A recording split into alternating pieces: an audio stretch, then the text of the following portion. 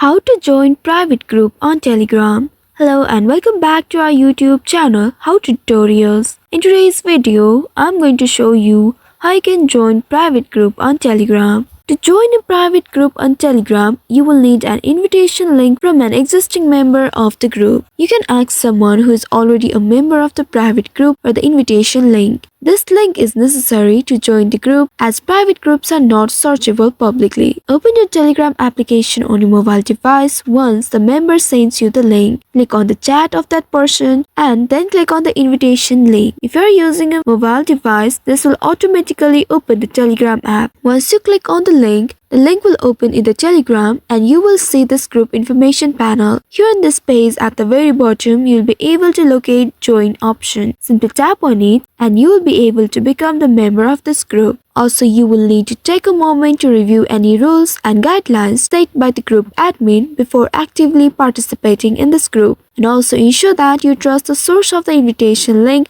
to avoid joining the spam groups. So by following these steps, you should be able to join a private group on Telegram. I hope this tutorial was helpful.